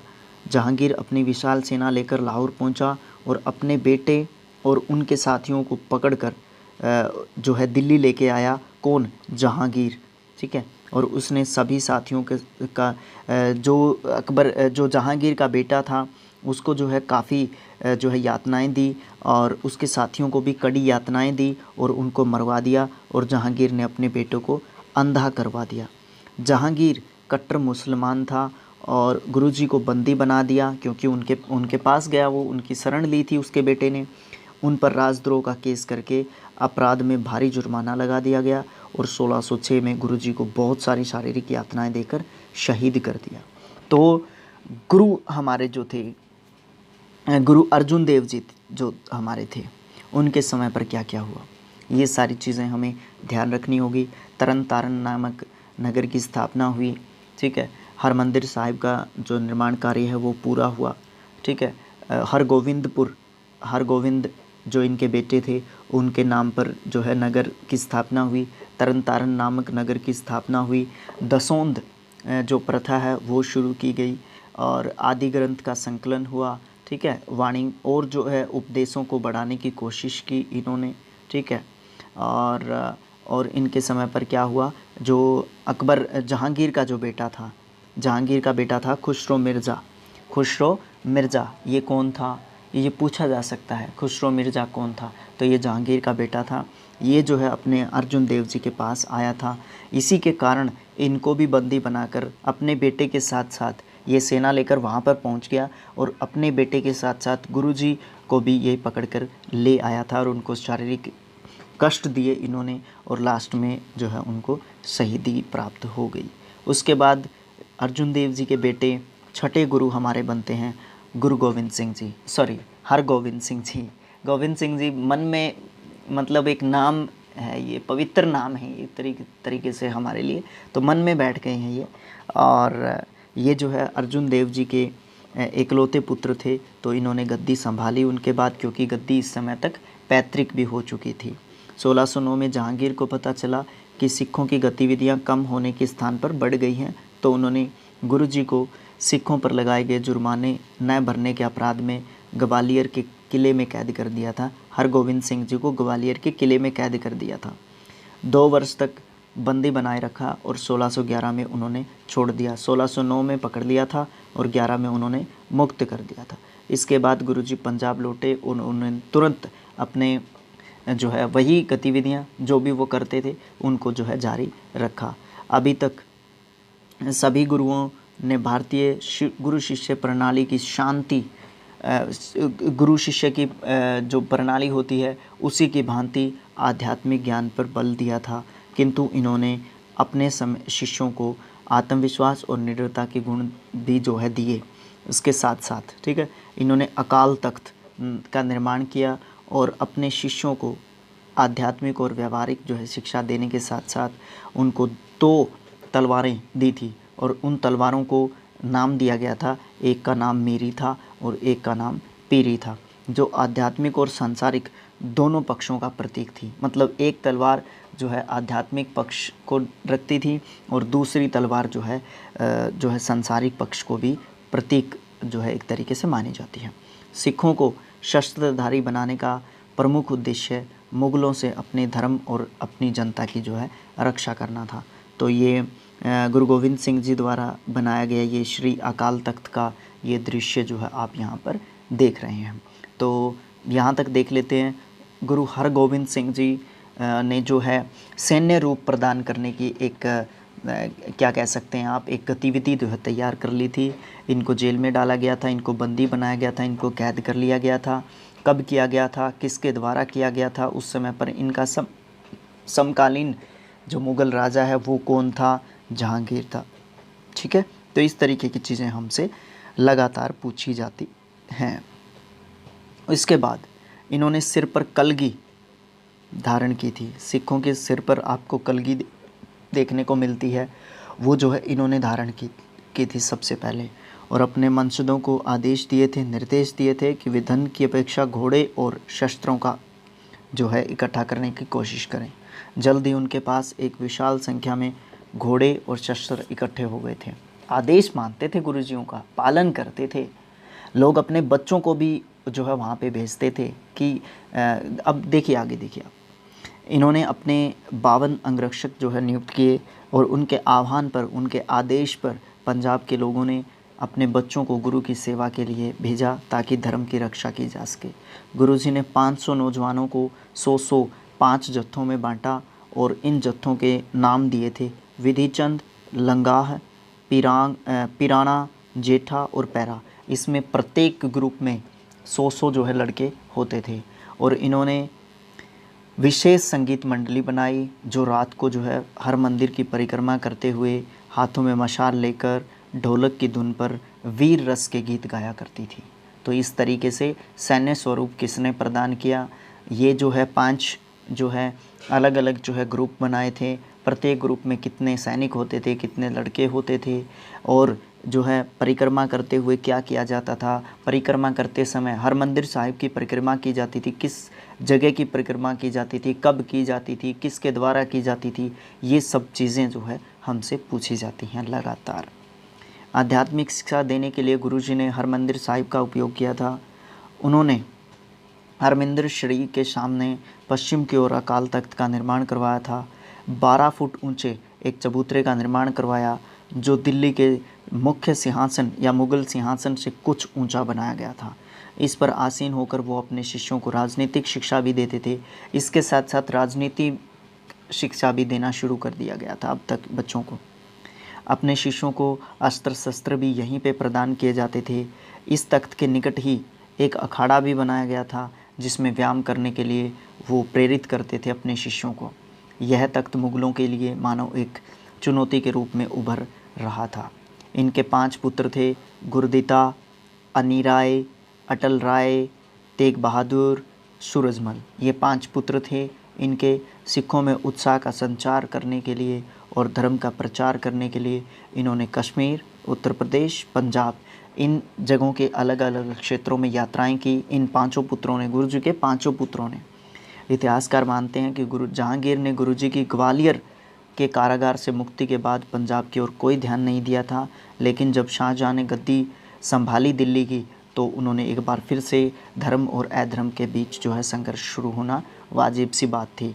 जब गुरुजी ने ये सोचा कि उनका समय जो है बिल्कुल निकट आ चुका है तो उन्होंने अपने पौत्र हर राय को जो है अपना उत्तराधिकारी नियुक्त कर दिया था। बात करते हैं 7वें हमारे सिख गुरु की, जिनका नाम गुरु हर राय था। तो शांत और कोमल स्वभाव के गुरुजी थे हमारे गुरु हरगोविंद सिंह जी के देहावसान के बाद जो हमारे गुरुजी बने थे शांत स्वभाव के और कोमल स्वभाव के गुरु हर राय जी। उन्होंने अपनी जो सिख परंपरा है उसको आगे बढ़ाया। इन्होंने विभिन्न प्रकार के जगहों पर जो है अपना जो धर्म प्रचार है वो अपने तरीके से जो है धर्म को प्रचारित और प्रसारित एक तरीके से अलग अलग जगह पर जाकर जो है किया। इनके जीवन काल में शाहजहाँ के बेटों में उत्तराधिकार के लिए युद्ध हो रहा था मुग़ल शासन के या मुग़ल गद्दी के लिए। इनमें दारा शिकोह के उदार प्रवृत्ति का स्वामी था जो हिंदू धर्म से प्रभावित भी था। सन 1658 में सामूगढ़ के युद्ध में हारने के बाद वो पंजाब की ओर भाग गया और उस समय पर गुरु हर राय ने उसे अपना आशीर्वाद दिया। कुछ उलेमाओं का मानना था कि दारा शिकोह एक काफिर है। काफिर उर्दू का शब्द है। काफिर का मतलब होता है देशद्रोह, विद्रोही, एक तरीके से आप काफिर को कह सकते हैं। औरंगजेब ने दारा शिकोह को इस्लाम विरोधी घोषित करके उसकी हत्या कर दी थी। औरंगजेब सबसे क्रूर जो है सम्राट माना जाता है मुग़ल साम्राज्य का, और ये बिल्कुल कट्टर का भी आप स्क्वायर कर दो, ये इतना कट्टर जो है मुस्लिम शासक था। ठीक है। इसने गद्दी संभालने पर गुरु हर राय को दिल्ली बुलाया और उन्हें अपने बड़े बेटे राम राय को भेज दिया था। मतलब बुलाया तो गुरुजी का था लेकिन उन्होंने राम राय को भेज दिया था अपने बेटे को दिल्ली के लिए। जब औरंगजेब ने उसे आसा दी वार में लिखे श्लोक का अर्थ पूछा, मतलब औरंगजेब ने आसा दी वार एक श्लोक लिखा गया था पंजाबी में, उसका जो है मतलब पूछा था औरंगजेब ने। तो वो किस तरीके का श्लोक था, वो कुछ इस तरीके का श्लोक था। मिट्टी मुसलमान की पैने पई कुमियार, घड़ भांडे ईंटां कियां, जल्दी करे पुकार। ये उसका एक श्लोक था। उस श्लोक का एक अंश जो है यहाँ पे देखने को मिलता है। इसका मतलब क्या होता है, मुसलमान की कब्र की मिट्टी कुम्हार के पैरों के नीचे कुचली जाकर जब घड़े, बर्तन और ईंट बनकर पंजावे में डाली जाने लगी। पंजावे जिसमें मतलब मिट्टी बनाई जाती है उसको पंजावे कहते हैं। जो आगे आग जब होती है, जब एक बात बताइए आप, जब मिट्टी होती है उस मिट्टी को एक स्वरूप दिया जाता है। मान लीजिए किसी भी मूर्ति का स्वरूप दे दिया, किसी भी बर्तन का स्वरूप दे दिया, तो उस स्वरूप के पक जाने के बाद हम उसको पकाने के लिए, मतलब कच्चे से पक जाने, गीली मिट्टी से सूखी मिट्टी हो जाने के बाद, यहाँ पे पकने का मतलब मेरा ये था। और फिर हम क्या करते हैं उसको, फिर हम उसको बिल्कुल पकाने के लिए हम आग में जब झोंकते हैं, तो वो उस समय पर उस मिट्टी को क्या कहा गया कि जो ये मिट्टी थी मुसलमानों के कब्रों की, इसको जब एक स्वरूप बनाया गया और उस स्वरूप को आग के हवाले जब किया गया, तो वो मिट्टी बिल्कुल चीख पुकार करती थी। तो ये जब राम राय ने चतुराई से कहा कि मुसलमान जो शब्द है वो भूल से आ गया है, वास्तविक शब्द यहाँ पे बेईमान है, तो उन्होंने कहा कि यहाँ पर मुसलमान जो है वो गलती से लिखा जा चुका है, यहाँ पे हम बेईमान लिखना चाहते थे।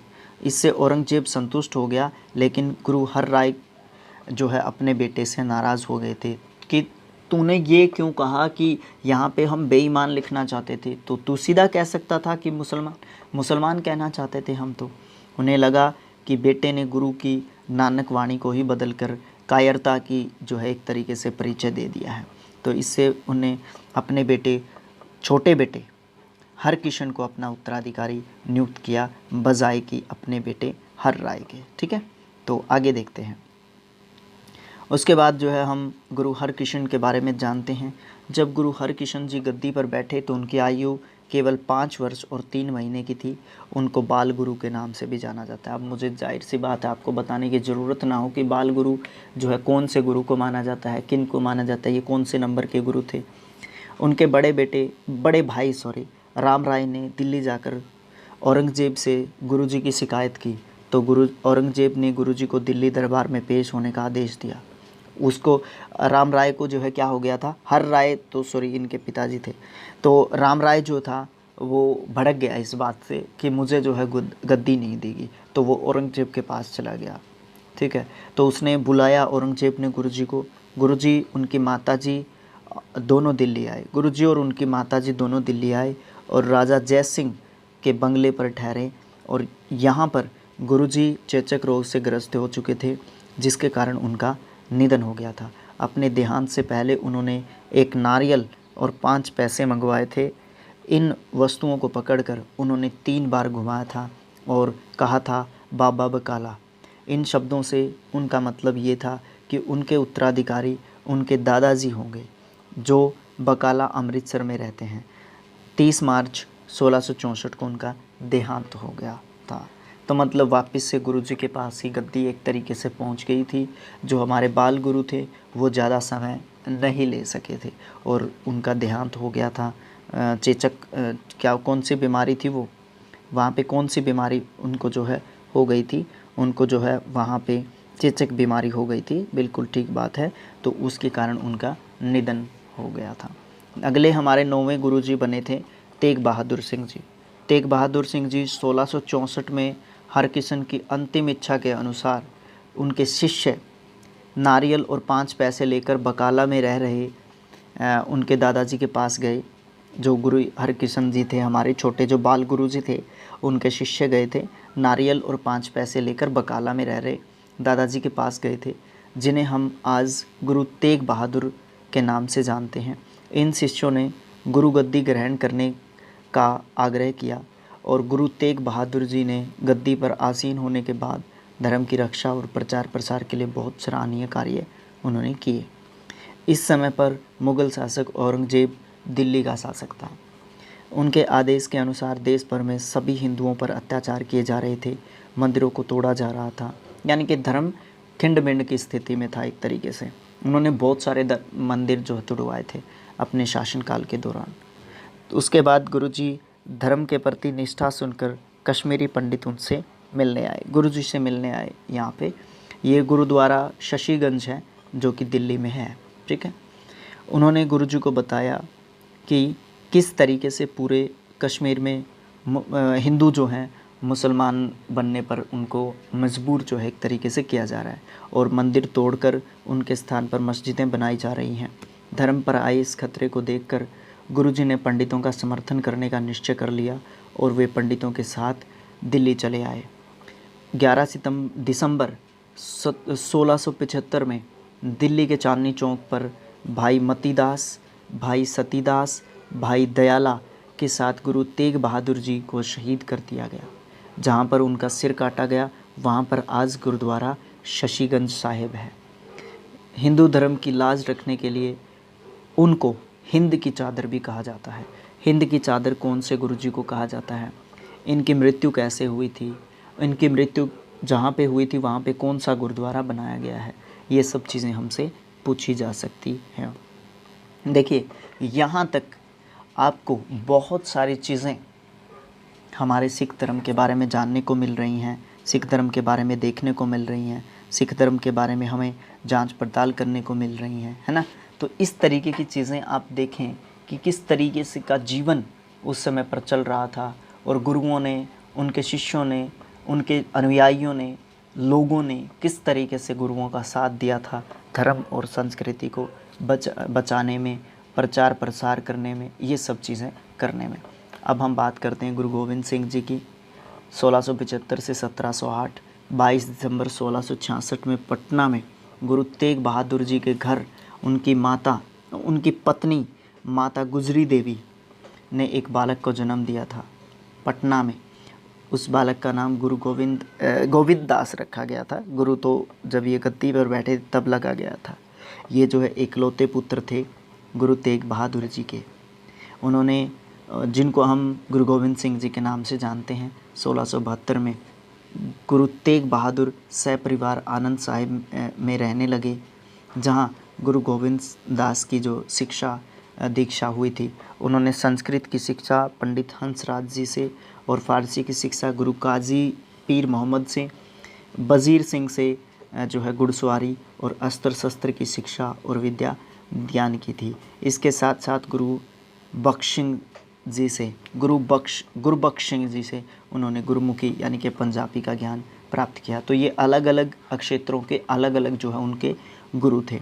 माना जाता है कि जब कश्मीरी ब्राह्मण गुरु तेग बहादुर जी के पास सहायता के लिए आए थे तो गुरु जी ने ये कहा था कि अब किसी महान पुरुष को बलिदान देना पड़ेगा। इस बालक गोविंद दास ने उनसे ये कहा कि इस कार्य के लिए आपसे महान कौन हो सकता है। अपने पुत्र के मुंह से ये शब्द सुनकर गुरुजी ने अपने बलिदान का निश्चय कर लिया था और इसी कारण से गुरु तेग बहादुर सिंह जी ने बलिदान दे दिया था अपना, और ब्राह्मणों के साथ दिल्ली चल पड़े थे। गोविंद दास जी, मामा श्री कृपाल चंद जी ने उनका जो है लालन पालन, पोषण, ध्यान, ये सब चीज़ें की थी। सभी सिख गृहस्थी थे, ये बात ध्यान रखने की है। दशम गुरु महाराज परिवार में उनकी 2 पत्नियां थी और 4 पुत्र थे। इनके नाम थे अजीत सिंह, जुझार सिंह, जोरावर सिंह और फतेह सिंह। धर्म की रक्षा के लिए कृपाल चंद ने, जो कि मामा जी थे, गुरुजी को सेना का गठन करने के लिए कहा और उनसे लोगों ने कहा कि सभी अपने पुत्र धर्म की रक्षा के लिए सिख बनाएं। उन्होंने आह्वान किया था कि गुरुजी के पास भेजें और बच्चों को सिख बनाना शुरू करें। तो लोगों ने अपने बेटों को सिख बनाना शुरू कर दिया। दान के रूप में अस्त्र शस्त्र, घोड़े भेंट में देने के लिए कहा। बड़ी संख्या में सैनिक और घोड़े जो है इकट्ठे किए गए। लड़के भेजे लोगों ने अपने अपने सेना में शामिल होने के लिए। गोविंद राय ने बड़े होने पर यमुना नदी के किनारे एक सुंदर स्थान पाउंटा साहिब की स्थापना की थी, जहाँ पर 52 कवियों को ठहराया गया था। उन्होंने सिख जो थे उनको मानसिक रूप से सशक्त बनाने के लिए रामायण और महाभारत का हिंदी और गुरुमुखी में अनुवाद भी कराया, ताकि इंस्पायर किया जा सके, ताकि उनको चार्ज अप किया जा सके बच्चों को। अब बात करते हैं खालसा पंथ की स्थापना कैसे हुई थी, किसने की थी, कब की थी, कहाँ पे की थी। सिख धर्म में गुरु गोविंद सिंह जी का योगदान अतुलनीय है, जिसको तोला ही नहीं जा सकता। उन्होंने सिख धर्म को एक नया स्वरूप जो है प्रदान किया और खालसा पंथ की स्थापना की। खालसा पंथ की स्थापना 1699 में आनंदपुर साहिब में की गई थी। खालसा शब्द का मतलब होता है पवित्र। खालसा पंथ की स्थापना गुरुजी ने सिख धर्म को सैन्य स्वरूप देने के लिए की थी, जो मुग़लों से मुकाबला करने के लिए समय की एक तरीके से मांग थी, ठीक है, जिससे वो क्या कर सकते थे, सैन्य स्वरूप जो है धारण कर सकते थे और मुग़लों का मुकाबला कर सकते थे, है ना। तो इसलिए जो है खालसा जो पंथ है उसका बहुत ज़्यादा महत्व है हमारे सिख धर्म में। ठीक है, फिर क्या हुआ, खालसा धर्म की खालसा पंथ की स्थापना के बाद गुरु गोविंद सिंह जी ने सिख धर्म के इतिहास में एक नया अध्याय जोड़ दिया था। और 1699 में बैसाखी के दिन गुरु जी के आह्वान पर, आह्वान मतलब बुलाते हैं, जब आह्वान बुलाना, 5 लोग धर्म हित में अपने प्राण देने के लिए आए थे। इनको पंज प्यारे कहा जाता है। पंज प्यारे, 5 प्यारे इंसान या व्यक्ति। इसमें लाहौर के दयाराम अक्षत्रिय ने स्वयं को प्रस्तुत किया सबसे पहले तो। फिर हस्तिनापुर यानी कि मेरठ के धर्मदास जाट ने अपने आप को प्रस्तुत किया था द्वारका से।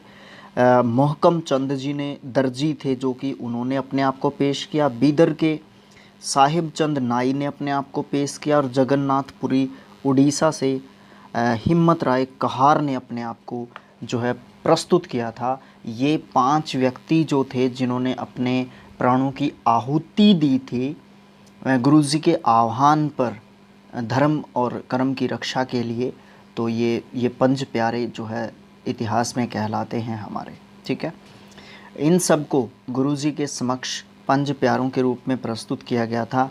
5 वीरों ने गुरुजी के साथ मिलकर अमृत ग्रहण किया। ये पांचों वीर दर्शाते हैं कि गुरुजी के जो अनुयायी थे सिर्फ़ और सिर्फ पंजाब में ही नहीं थे, पूरे भारत में इनके अनुयायी थे।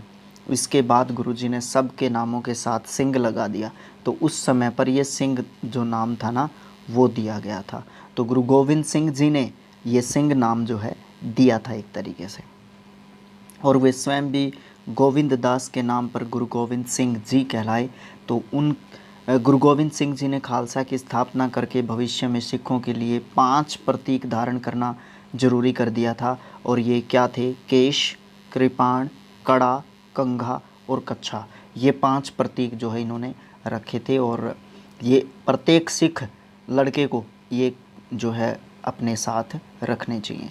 समय की मांग थी कि सभी वर्गों के लोग मिलकर धर्म पर आए संकट को दूर करने का प्रयास करें, साथ मिलकर लड़ें।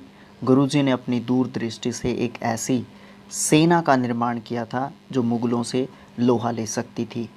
और इस सेना में शामिल होने वालों को खालसा कहा जाता था। गुरु गोविंद सिंह जी ने घोषणा की कि जब भी देश पर विदेशी शक्तियां हमलावर बनकर आई हैं तो एक ही तीर्थ है रणभूमि और एक ही वर्ण है खालसा। कोई किसी का धर्म नहीं, कोई किसी की जाति नहीं, सिर्फ खालसा हैं आप।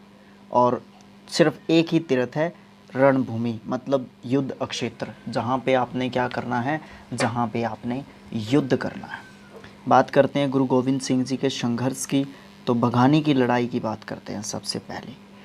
1686 में फतेह शाह ने हयानत खान और नजाबत खान के सैनिकों के साथ मिलकर गुरुजी की सेना पर आक्रमण कर दिया था। और गुरुजी ने कृपाल चंद और ब्राह्मण दयाराम के सैनिकों की सहायता से फतेह शाह और उसके साथियों को हराया। इस लड़ाई का उल्लेख विचित्र नाटक में मिलता है। गुरु गोविंद सिंह जी ने ब्राह्मण दयाराम की प्रशंसा की थी इस नाटक में।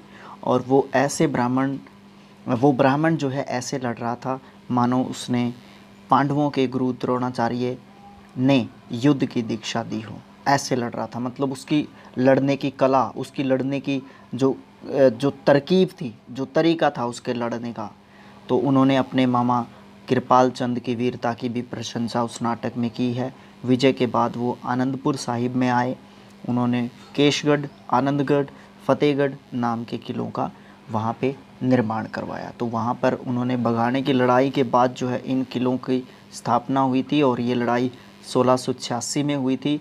हयात खान, नजाबत खान और अपने जो गुरुजी हैं गुरु गोविंद सिंह जी, उनके साथ कृपाल चंद और ब्राह्मण दयाराम जो है, ये 3 जो है गुरुजी की साइड में 3 थे, ये गुरुजी और कृपाल चंद, ब्राह्मण दयाराम जी और हयात खान और नजाबत खान के साथ जो है बघानी की लड़ाई हुई थी। नादौन गुलेर की लड़ाई 1690 और 91 में पहाड़ी राजाओं ने मुग़ल सरकार को कर देने से मना कर दिया था। आलिफ खान के नेतृत्व में मुग़ल सेना ने पहाड़ी राजाओं को दंड देने का निर्णय किया।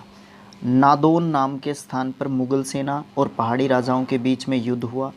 गोविंद राय ने राजा भीमचंद और अन्य पहाड़ी राजाओं के साथ मिलकर मुग़ल सेना को हरा दिया। किस किस ने? गोविंद राय का खास नाम आता है यहाँ पे। लेकिन बाद में पहाड़ी राजाओं ने मुग़लों से संधि कर ली, जिसके बाद गोविंद राय जो थे उनको बहुत ज़्यादा निराशा जो है हुई। दूसरी तरफ औरंगज़ेब को ये आभास हो चुका था कि पंजाब में उसके विरुद्ध गोविंद राय की जो शक्ति है वो लगातार बढ़ती जा रही है। वह अभी दक्षिण में जो मराठा थे, मराठा भी वीर जो है हमारे हैं, तो वो वीर मराठा जो साम्राज्य है या वीर मराठा जो लोग हैं उनसे वो लड़ रहा था लगातार, और उसने अपने फौजदारों को आदेश दिया कि वो गोविंद राय के विरुद्ध कार्रवाई करें। तो 1694 में कांगड़ा के फौजदार थे दिलावर खान और उसके बेटे थे खानजादा रुस्तम खान। वो मुग़ल सेना के साथ रात को सतलुज नदी पार करके वहाँ पर गुरुजी की सेना ने अपने उन पर कुछ गोले दागे ही थे, तो खानजादा और उसके सैनिक जो है भाग के जो है चले गए। सतलुज नदी पार ही की थी बस हर राय के पास आने के लिए, गोविंद राय के पास आने के लिए। तो उसी समय पर गुरुजी ने जो है क्या कर दिया था, उनके ऊपर गोले दाग दिए थे। तो वहाँ से वो खानजादा और उसके जो सैनिक थे वो भाग गए थे वहाँ से। इस प्रकार ये गुरुजी से बिना लड़े ही युद्ध जीत गए थे गुरुजी उनसे, खानजादा से। और मुग़ल सेना से कह लीजिए, फौजदार ने अपने सेनापति हुसैन खान को गुलेर के राजा और गुरुजी के विरुद्ध लड़ने के लिए भेजा। पठानकोट के निकट हुए इस युद्ध में हुसैन खान मारा गया और उसकी सेना जो है पराजित हुई। इस युद्ध को किस नाम से जाना जाता है? इस युद्ध को नादौन और गुलेर के नाम से जाना जाता है। ये युद्ध शुरू में तो नादौन में हुआ था, ठीक है, जिसमें मुग़ल सेना हारी थी। दोनों ही युद्ध में एक्चुअली मुग़ल सेना हारी थी, लेकिन नादौन के बाद जो पहाड़ी राजा थे उन्होंने अधीनस्था स्वीकार कर ली थी, एक तरीके से समझौता कर लिया था औरंगज़ेब के साथ, जिसमें निराशा हुई थी बहुत ज़्यादा, मतलब बहुत ज़्यादा निराशा का सामना करना पड़ा था गोविंद राय को, ठीक है। तो बाद में फिर गुलेर जो है, इससे सारांश ये निकल के आया था कि जो गोविंद राय है ना, उनकी जो शक्ति है ना लगातार जो है बढ़ती जा रही थी, ठीक है। तो क्या हुआ था, बढ़ती शक्ति को देखकर औरंगज़ेब जो है सहन नहीं कर रहा था। औरंगज़ेब जो है बहुत ज़्यादा बिजी था, क्यों? क्योंकि वो जो मध्य में जो हमारे मराठे भाई हैं उनसे जो है युद्ध कर रहा था, उनसे लड़ रहा था।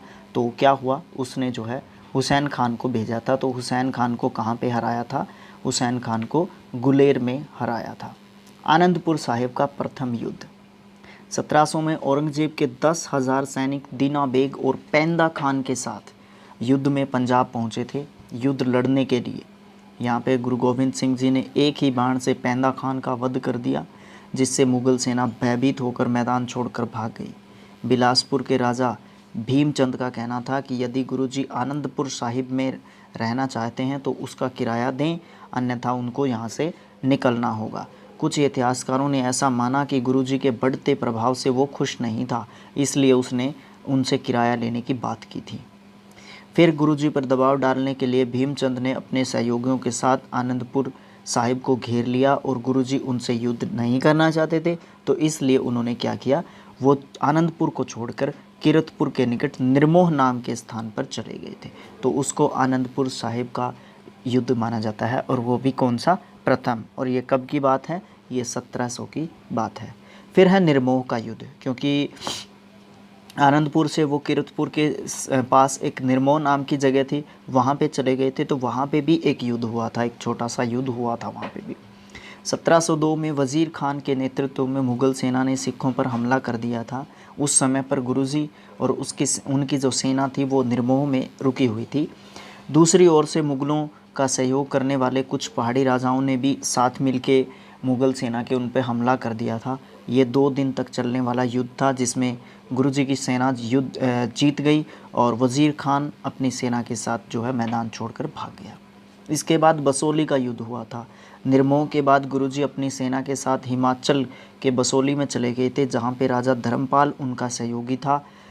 यहाँ पर मुग़ल सेना ने उनके ऊपर फिर से हमला किया। धर्मपाल के विरोधी अजमेर चंद ने मुग़ल सेना का साथ दे दिया। इस युद्ध में एक संधि हुई जिसके कारण ये युद्ध समाप्त हुआ, जिसके बाद गुरुजी एक बार फिर से आनंदपुर साहिब में आ गए थे। फिर आनंदपुर में दूसरा युद्ध हुआ था। वो किस प्रकार हुआ था? 2 वर्ष की शांति के बाद 1704 में एक बार फिर से जो आनंदपुर साहिब है वहाँ पर हमला कर दिया गुरुजी के ऊपर, या गुरुजी की सेना के ऊपर मुग़ल सेना ने। इस युद्ध की कमान कौन संभाल रहा था? सैयद खान और रमज़ान खान जो है कमान संभाल रहे थे। एक बार फिर वे वीर सिखों से परास्त जो है हुए, गुरुजी की सेना से परास्त हुए। इस हार का बदला लेने के लिए औरंगजेब ने फौजदार वजीर खान और ज़बरदस्त खान को एक बड़ी सेना के साथ सिखों पर हमला करने के लिए भेज दिया था। मुग़लों के किले को घेर लिया गया। उनकी रणनीति क्या थी कि इनको अंदर है ना खाने पीने के लिए ना जाने दिया जाए, और इनके पास बाहर निकलने के अलावा कोई भी और चारा नहीं होगा। या तो ये भी अंदर ही भूखे मर जाएंगे, भीतर कह रहा था मैं या तो ये अंदर भूखे ही मर जाएंगे, या ये बाहर निकल के आएंगे तो हम उनको छोड़ेंगे नहीं। तो ऐसा ही चलता रहा। लगभग 8 महीने तक घेराबंदी चली रही और मुग़लों की रणनीति काम कर गई। ना तो कोई अंदर से बाहर जा सकता था, ना ही कोई बाहर से अंदर आ सकता था, और कोई भी मदद जो है वहाँ पर नहीं पहुँच रही थी। तो मुग़लों ने आश्वासन दिया कि किला खाली कर दो, नहीं तो उन पर हमला कर देंगे हम। ठीक है। 21 दिसंबर 1704 को माता गुजरी के कहने पर गुरुजी ने आनंदपुर साहिब छोड़ने का निश्चय कर लिया था। यहाँ पे युद्ध की स्थिति नहीं हुई थी एक तरीके से, तो बाहर निकल आए थे तो सबको छोड़ दिया गया था एक तरीके से। फिर चमकौर साहिब का युद्ध हुआ था। चमकौर साहिब में किस तरीके से क्या क्या हुआ था वो देखते हैं। गुरुजी के आनंदपुर से निकलते ही उन्हें सुरक्षित निकल जाने का वादा तोड़ दिया गया था। देखिए, छोड़ नहीं दिया गया था उनको, वादा तोड़ दिया था वो। तो क्या हुआ, अपनी सेना उनके पीछे भेज दी। देखिए, वहाँ से क्या बोलते हैं, जो हमारा आनंदपुर साहिब है ना, वहाँ पे जो है आश्वासन दिया गया उनको कि आप जो है यहाँ से निकल सकते हैं। जैसे ही आप निकल जाएंगे हम भी अपनी सेना को लेके वापस निकल जाएंगे। बट जो वादा है ना वो तोड़ दिया गया था। क्यों? क्योंकि एक चमकौर साहिब नाम की जगह थी, आनंदपुर साहिब के पास ही पड़ती है वो। तो वहाँ पे पहुँचते ही उनके पीछे सेना को भेज दिया गया था। और वहाँ पर एक नदी है, सरसा नदी। इस नदी को पार करते ही जब वो चमकौर साहिब पहुँचे तो केवल उनके 40 सिख जो है वहाँ पे उनके साथ थे। एक और 40 सिख और दूसरी ओर हज़ारों सैनिक, मुग़ल सैनिक। किंतु उस दिन युद्ध जो था ना, उस दिन ने दिखा दिया था कि आखिर भारत माता के सपूत जो है किस मिट्टी के बने हुए हैं। यहाँ पे लड़ते हुए गुरुजी के दोनों पुत्र अजीत सिंह और जुझार सिंह भी वीर गति को प्राप्त हो गए थे, क्योंकि उन 40 सिखों में ये भी थे।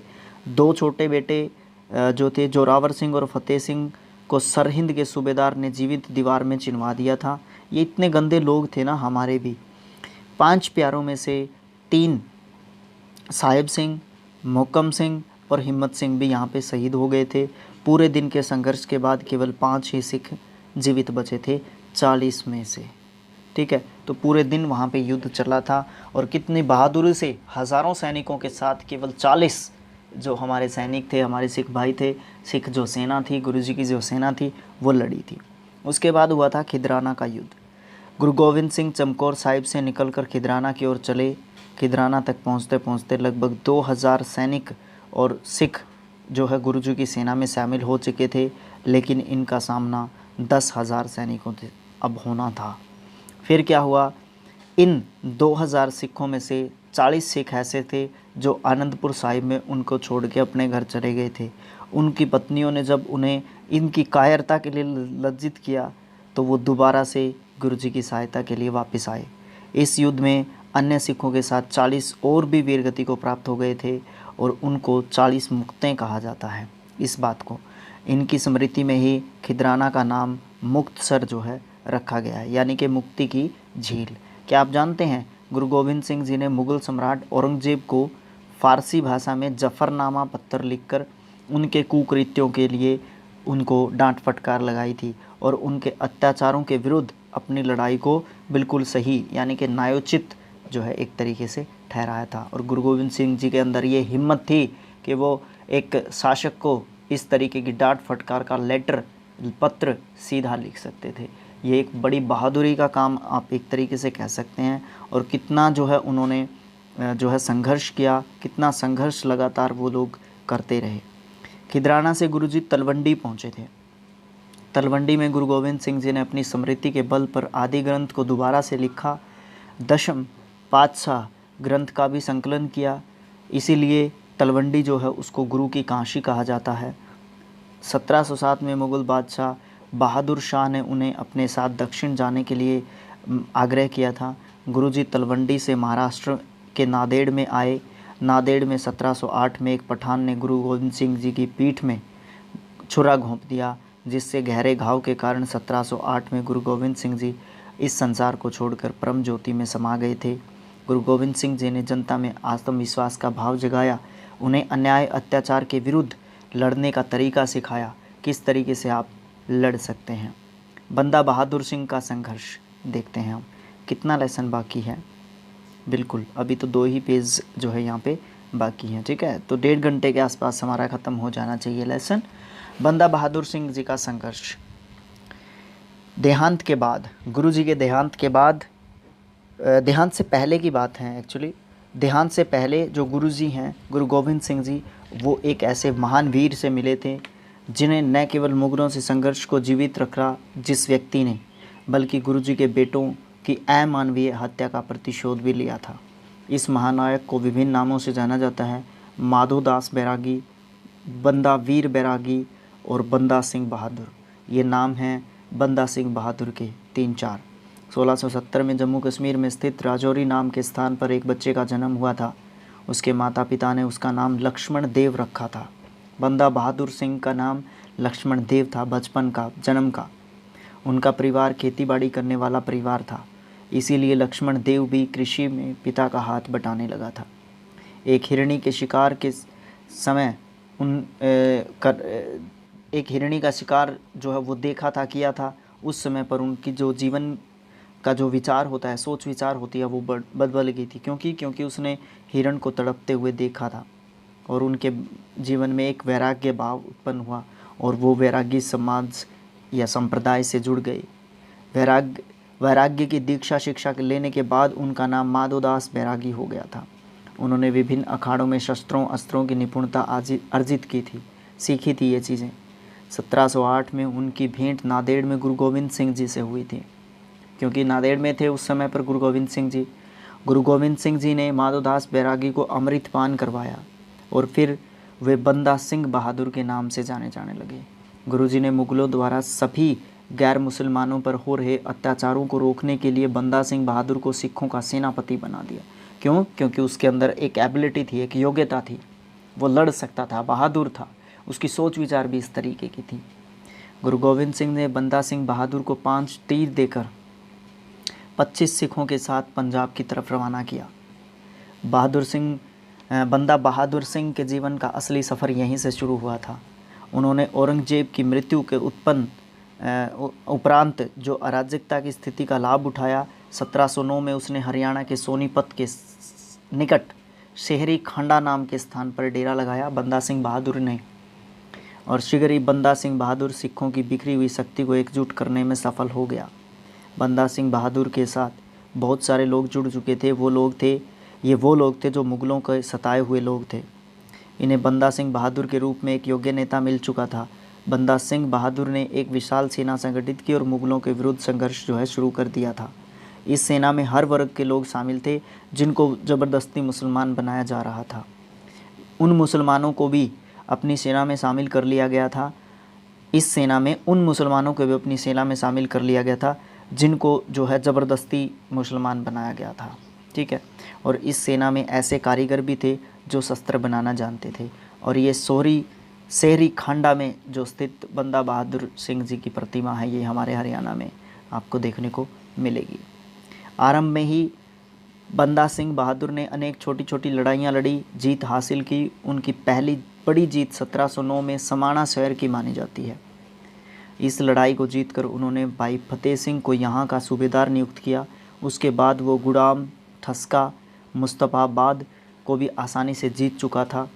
इसके बाद उसने सढौरा की तरफ रुख किया और रास्ते में सढौरा से 4 मील दूर कपूरी गांव में दुराचारी जमींदार कमूनुद्दीन पर हमला करके वहां की जनता को राहत देता हूँ। मतलब जहां से बंदा बहादुर निकल रहे थे और जहाँ पे अत्याचार की खबरें उनको देखने को मिलती थी, वहीं पे वो सफाया करते चल रहे थे, एक तरीके से मुक्ति देते चल रहे थे लोगों से, अत्याचारी लोगों से जनता को।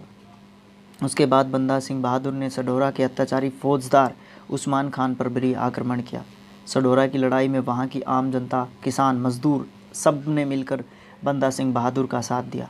थोड़े संघर्ष के बाद सढौरा पर सिखों का नियंत्रण स्थापित हो चुका था। बंदा सिंह बहादुर एक कुशल योद्धा थे क्योंकि उन्होंने शक्ति सीखी थी। उन्होंने सरहिंद पर आक्रमण करने से पहले चारों तरफ सहायक शक्तियों को नष्ट करते हुए चल रहा था वो।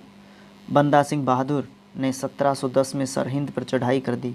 सरहिंद के जो मुग़ल सूबेदार थे वो थे वज़ीर खान। बंदा सिंह बहादुर की सिख सेना के मध्य चप्पड़चिड़ी नामक स्थान पर उनका भयानक युद्ध हुआ।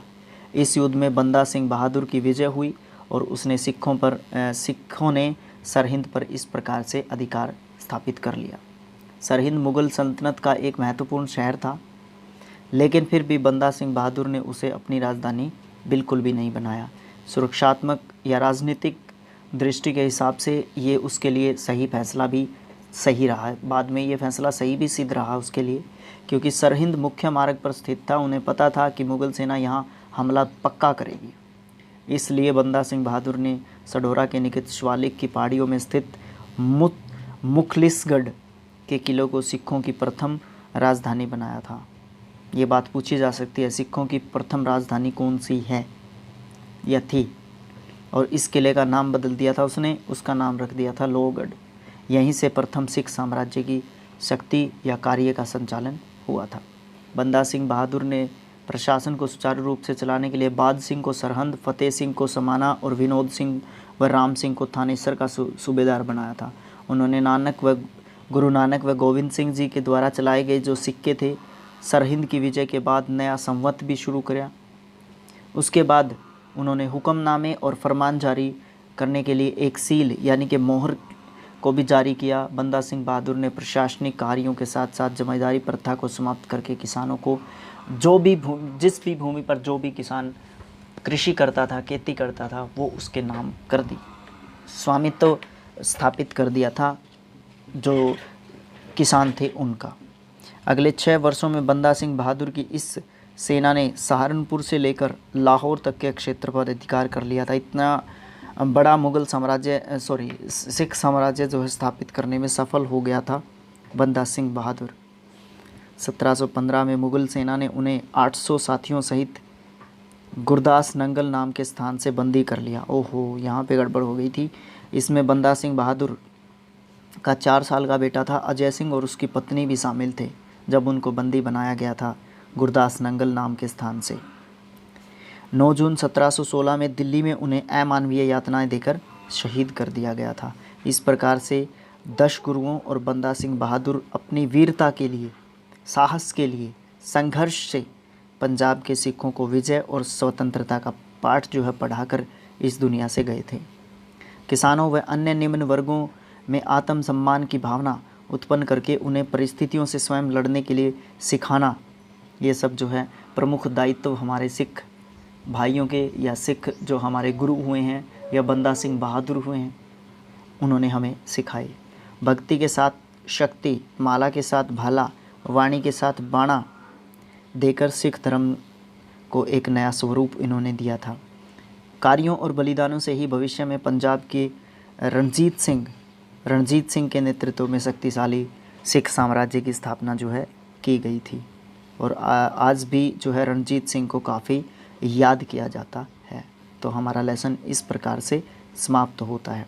यहाँ पे ये आपके क्वेश्चंस हैं और यहाँ पे ये फिलअप्स हैं, ये मैच द फॉलोइंग्स हैं, ठीक है। तो इसको आप जो है मिला सकते हैं।